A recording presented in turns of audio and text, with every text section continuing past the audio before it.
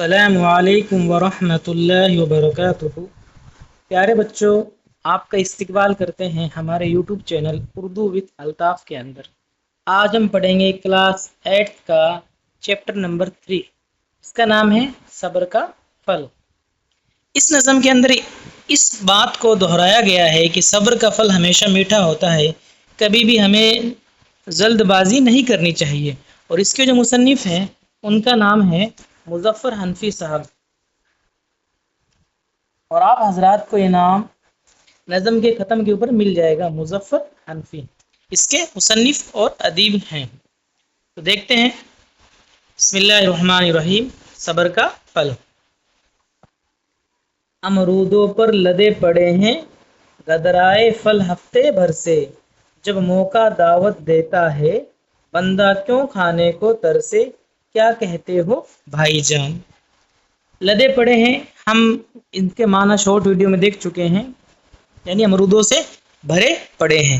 گدرائے پھل یعنی ادھ کچے اور پکے پھل۔ تو شاعر کہہ رہے ہیں امرودوں سے جو ہے درخت لدے پڑے ہیں، بھرے پڑے ہیں، اور ہفتے بھر سے تقریباً ادھ کچے پھل جو ہے درخت کے اوپر لٹک رہے ہیں۔ پھر کہہ رہے ہیں جب موقع دعوت دیتا ہے بندہ کیوں کھانے سے ترسے، کیا کہتے ہو بھائی جان۔ املی کی نیچی ڈالی پر جھول رہی ہے 5 قطاریں، خربوزوں کی میٹھی خوشبو چیخ رہی ہے آرے آرے، کیا کہتے ہو بھائی جان۔ اس میں شاعر کہہ رہے ہیں کہ املی کی نیچی ڈالی پر جھول رہے ہیں 5 قطاریں۔ 5 قطاریں، قطار ہم پڑھ چکے ہیں کہ املی کی لمبی موٹی جو املی کی ڈالی ہوتی ہے اسے قطاریں کہتے ہیں۔ خربوزے کی میٹھی خوشبو، کہ خربوزے کی میٹھی خوشبو پکار رہی ہے کہ آؤ اور ہمیں کھا لو، تو کیا کہتے ہو بھائی جان۔ پھر شاعر کہہ رہے ہیں تیسرے بند کے اندر، اپنا رستہ دیکھ رہے ہیں 8 شریفے آنکھیں پھاڑے، اس چھوٹے تالاب کے اندر کوکا بیلی اور سنگاڑے، کیا کہتے ہو بھائی جان۔ تو کہہ رہے ہیں کہ اپنا رستہ دیکھ رہے ہیں 8 شریفے آنکھیں پھاڑے۔ شریفہ ایک پھل ہوتا ہے جو آپ یہاں دیکھ سکتے ہیں درخت کے اوپر، اور اسے ہم سیتا پھل بھی کہتے ہیں، ٹھیک ہے، سیتا پھل۔ اور اس چھوٹے تالاب کے اندر کوکا بیلی اور سنگاڑے، یہ کوشچن نمبر 2 کا آنسر ہے، ٹھیک ہے۔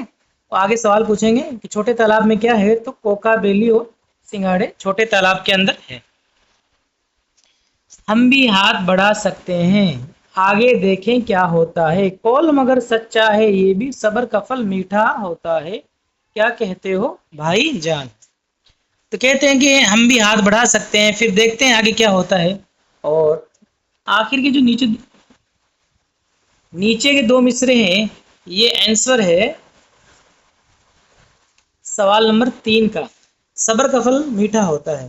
تو شاید پوچھے گا کہ صبر کا پھل کیسا ہوتا ہے، تو صبر کا پھل میٹھا ہوتا ہے۔ ہمیشہ صبر اور تحمل کے ساتھ کام لینا چاہیے، کبھی بھی جلد بازی نہیں کرنی چاہیے۔ ایک چیز تو یہ، اب اس نظم کے اندر 5 پھلوں کا ذکر آیا ہے، ٹھیک ہے۔ ایک تو آیا ہے امرود کا، یہ آگے سوال ہو رہا ہے امرود کا۔ ایک ہے شریفے،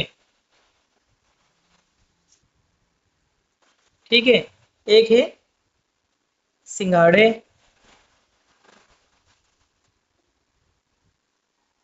املی، امرود ہو گئے، شریفے ہو گئے، سنگاڑے ہو گئے، املی، اور ایک ہو گیا خربوزہ، ٹھیک ہے۔ یہ سوال نمبر 1 کا جواب ہے۔ چلتے ہیں سوال نمبر 1 کی طرف۔ یہ معنی ہم دیکھ بھی چکے ہیں، لدے پڑے ہیں، بھرے پڑے ہیں، گدرانے ادھ پکا یا کچا پھل، قطاریں لمبی لمبی، کچی املی، کول کسی کہی ہوئی بات، کوکا بیلی یہ گلے نیلوفر کا پھول ہوتا ہے جسے کنول کا پھول بھی کہتے ہیں۔ اور نیچے دیے ہوئے الفاظ کو بلند آواز میں پڑھیے، جیسے قطاریں، خوشبو، کوکا بیلی، ٹھیک ہے۔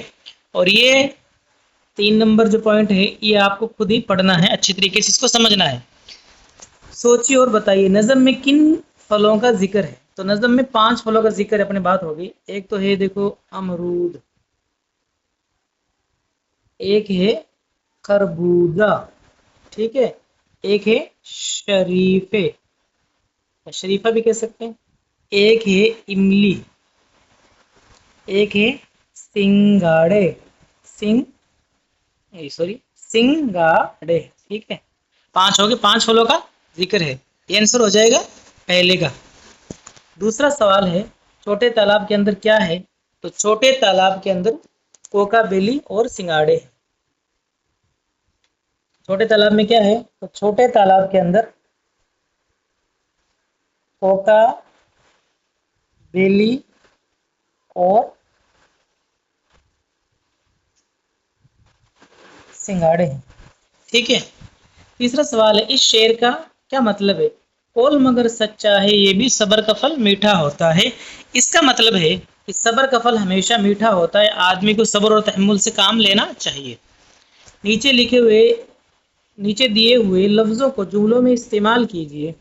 خوشبو، تو ایسا کوئی جملہ بنائیں گے، ایسا کوئی واقع بنائیں گے، سینٹینس بنائیں گے جس میں یہ لفظ آتے ہیں، جیسے خوشبو، تو خربوزوں کی میٹھی خوشبو۔ سچا، قول مگر سچا ہے یہ بھی صبر کا پھل میٹھا ہوتا ہے، جب موقع دعوت دیتا ہے۔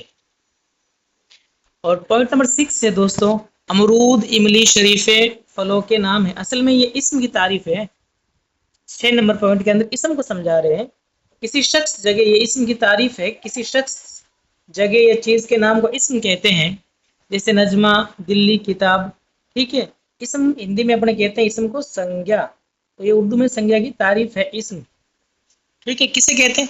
کسی شخص سے جگہ یا چیز کا نام ہو اسے اسم کہتے ہیں، جیسے دلی، نجمہ، کتاب وغیرہ۔ تو 5 اسموں کو آپ حضرات کو اس نظم سے سانٹ کر لکھنا ہے، ٹھیک ہے۔ ملتے ہیں نیکسٹ ویڈیو میں۔ السلام علیکم ورحمۃ اللہ۔